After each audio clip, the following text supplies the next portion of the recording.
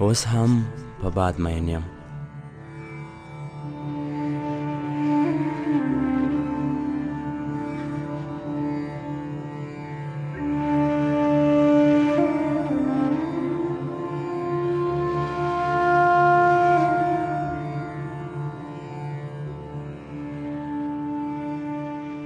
زه لا هماغسې یم، اوس هم په باد مین یم. اوس هم تمام وړی په بام ویدېږم. اوس هم د پلار په زنګېدلې کټ کې ټوله شپه اسمان سره خبرې کوم. زه لا هماغسې تمامه شپه له ستورو سره مینه کوم. زه لا هماغسې د ستورو په مرګ چغې وهم، کړکې کوم. ځان سره ټوله شپه تیارو ته بدې ردې وایم. څه عجیبه سړی یم. زه مې د مور دروغ و رښتیا خپلو کوچنیانو ته میراث کې پرېږدم. بس چې ماښام شي د خپلې مور یوه کیسه راواخلم. زامنو راشئ، لورکۍ راشه، ښه نږدې پرېوځئ، هغه دې وګورئ، اسمان کې هغه کټ وګورئ، هغه څو ستوري ښیم. تاسې لږ چوپ شئ. د مورجانې یو خبره مې رایاده شوله.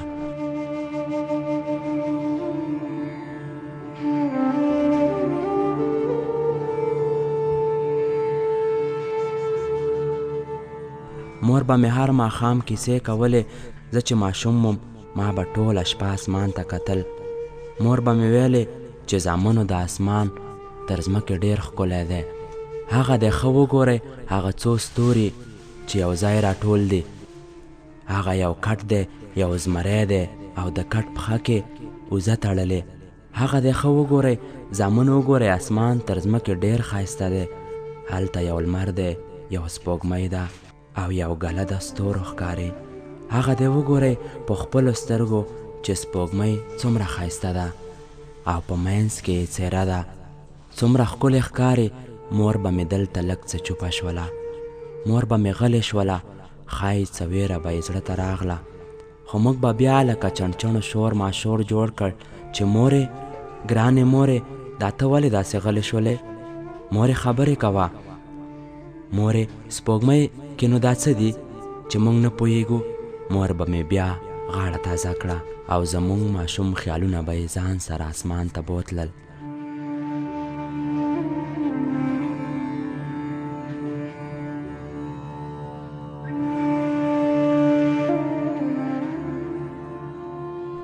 هغه دی ښه وګورئ، هغه سپوږمۍ ده او په منځ کې یې سپېڅلې ملایکه ناسته. تاسې ته ښکاري او که نه، تاسې لږ ښه وګورئ. هغه چې تت ښکاري هغه در ښایم.